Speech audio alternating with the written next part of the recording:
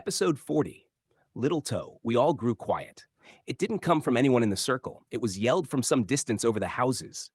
Who's asking? Yelled back Darcy, with a quake in her voice. I shot her a look for responding. Everyone else had the sense to be quiet. A loud, high-pitched chirp of acknowledgement was returned. We looked at each other, but began to relax again as minutes passed. It was right about when everyone was talking again that a very, very, very large man walked up the cul-de-sac. As he came closer, the very large man said, "Hey, got any more bread?" His large white teeth glowed as he nodded his head. He had the swagger of a surfer, and as childishly excited this mountain of a man was, how could anyone say no? "Give that man some bread immediately," yelled Jackson with a comical fervor, pointing his way. "All right," he said with a hop and a nod as he entered the circle. Darcy handed him a piece, and he bit into it immediately. The man was a mountain, buff, not a bit of fat on him, long black hair that went to his hips, and dark-skinned. Definitely native. One of those tribes that grew really tall. He had to be 6'5". "Oh, it's been so long," he said, closing his eyes, savoring it. He chewed, slapped his hand to his chest, then raising the bread to the sky. Darcy smiled as she watched. I probably made a face. This was a lot to process at once. "They call me Kej. What's good, you guys?" he said, chewing, smiling and nodding at everyone as he looked around the circle. "What's that short for?" Darcy asked quickly. "Oh, it's a Kejaye," he responded.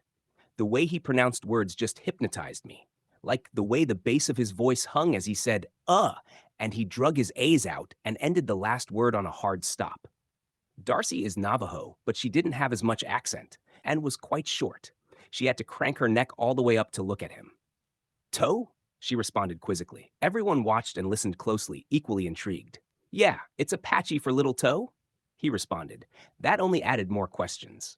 "Bro, there's nothing little about you," Jackson yelled, something we were all thinking. "Okay, so look, my uncle is named Tony," he began gesturing with the bread. "So I'm Little Tony. So they call me Little Toe." Darcy laughed. "Wah! So they still call you Little Toe now that you're big?" Kej shook his head. "Nah, Uncle Toe is bigger." He pointed up with his index finger while taking another bite. It was all I could to not spit out my soup. Everyone else laughed. This whole situation was ridiculous. From the idea of this massive Apache man with the nose of a basset hound sniffing his way here, to there being someone else just like him, but bigger. "Is this a private party? Can I, join you guys?" he asked as if looking around for a place to sit. "He's on me!" Jackson yelled. Ray poured him a bowl of soup so fast I wondered if he was going to anyway. Kej sat cross-legged on the ground in the gap between Dave, Denny, and myself. We all continued eating.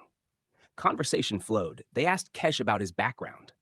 My mind trailed, bouncing between Dave and Denny. I pondered what more I should do. I looked at Dave, who was both engaged but staying very quiet and submissive. Denny and Jackson started wrestling again. When they were done, Denny sat by him. Clearly, he didn't need me anymore. I guess I didn't want to be needed anyway. I let everyone know that Dave provided the beef stew for our dinner tonight. There were nods and some rumbles of a thank you, but no one showed any real gratitude except for Kej, who lit up and said, "Thank you, man," with the enthusiasm of someone who was just handed $100. After a while, I went home. The rest continued chatting by the fire. This would be my last night in the hut. I paused to run my fingers over the poorly carved face of my Mona Lisa. I would miss her. This place was my first form of independence since coming to DeReg. It was really the first thing I ever owned in my life. Sure, the RV is new and exciting and waiting to be discovered, but there is something to be said about the things you know every bit of. Yet this weird shadow cast over the cul-de-sac tonight, and as much as I tried to be more reverential, I couldn't muster much more out of myself. It just didn't feel like home right now. It felt like the circle was already moving on and adapting without me, when I hadn't even left yet. Episode 41, Through Ray's Eyes. The sun was well up by the time I rolled out of bed. Today was V's moving day. I wondered what time she would be going. My neck is sore. My back is sore. My steg is sore.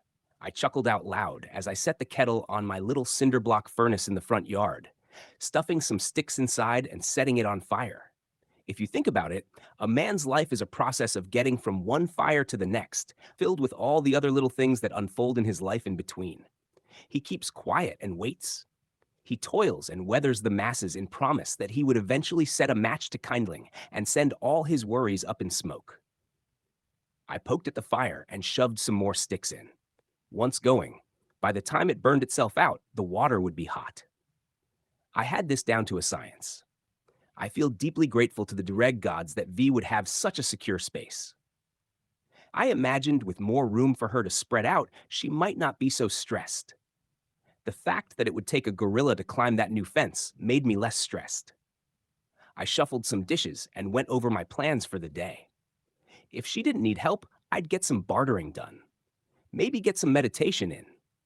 I straightened up my blanket, hearing my back pop as I leaned forward. I wondered if V was going to get rid of any blankets now that she had a bed. Maybe I wouldn't be so sore with extra padding. Maybe I wouldn't be so sore if I wasn't too old for this shit. Ray, I heard from outside. I stepped out, still without a shirt on.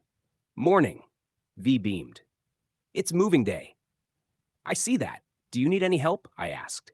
She had her wagon strapped on and piled high. No, I've got it for now, she replied. Her hair in a bun with the chopsticks sticking out, and a pair of sunglasses that made her nose look even more button-shaped. You know, I didn't know what I expected, but I somehow thought it would be more eventful than this. No one is even up as I say goodbye. You'll be back for dinner, won't you? I asked, noticing she only had about half her blankets. She nodded, looking up and down the road. Yeah, what are you planning for dinner? She asked.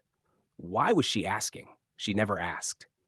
I hadn't put any thought into it yet, I said, noticing my fire had gone out. Oh, okay, I bet it's extra yummy, she replied. Why is she small-talking me? Is she stalling? What is this? It might be. I shielded my eyes from the sun to look at her as I moved to get my kettle. She looked up and down the road again.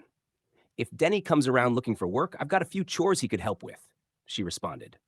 There it was. She wanted to see him. Makes sense. I nodded. Will do, and I'll be watching the mail for my invitation to the open house. Oh, Christ, people don't really expect that, do they? She panicked. It's a joke, V, I replied. I don't have a mailbox. She laughed. I laughed. She walked away, dragging her entire life behind her. I imagined her as a tightrope walker between the two ledges of a ravine. She could go back, sure, but what adventure and glory awaited her if she went forward? I imagined her tiny little frame walking that tight rope 1 foot in front of the other all the way up to that giant gate, inserting the key and walking in. She would be safe there. I spooned some instant coffee into my cup and allowed the water to stir it and sterilize the cup as I poured it in. You don't need to clean coffee cups when the water is boiling. It's just a lie. Big Soap tells you to sell more dish liquid. I went about my rounds trading people work for cash, then went to the front to buy a load of wood to last a few days. I put anything I make on runs into savings and like to work for the necessities as if I wasn't a runner. I hoped one day to leave DeReg, but can't until I know V is taken care of. I know she'd never leave with me. When I got back, I asked around if anyone had seen Denny. They hadn't. I took a walk to where I thought he lived, and they pointed me somewhere else, who then pointed me to a third location. There, I found him pasting mud to a wall with the skill level of a toddler with finger paint. Hey, Denny, will you be busy with this all day? I asked. He'd already seen me and waited for my approach. Yeah, I think so. What's up? He was up to his elbows in mud. V just moved into the RV and was looking for help if you've got time.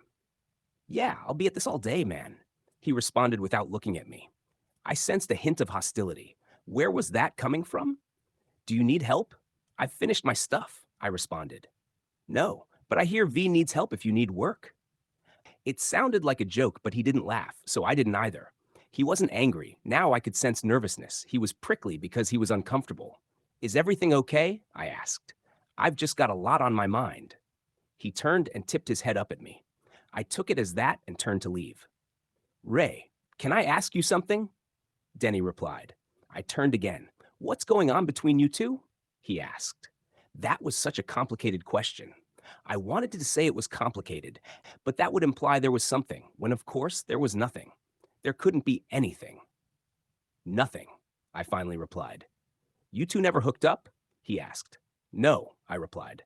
We definitely never did that. Why not? He asked. Is she crazy? I scanned, trying to find a way to shut the questioning down. I'm old enough to be her dad. I said back assertively. Sure, I'd have been a very, very young dad, and it pained me to say it, but I knew he'd stop asking. Yeah, but is she crazy? He asked. I kind of wanted to punch him for agreeing that fast. Seriously? I'd have been 12. That's not that much older. Everyone in DeReg is crazy. I replied in what I hoped was monotone enough to make him shut up. No, like, did she really cut that guy's face off? Like, actually cut his face off? He followed up. I laughed a little, proud of her, enjoying that the rumors had formed a new legend. Hell yeah, she did, I replied, walking away. It would take me exactly 2 hours to realize that response would make things harder, not easier on her, and the regret would follow me for weeks.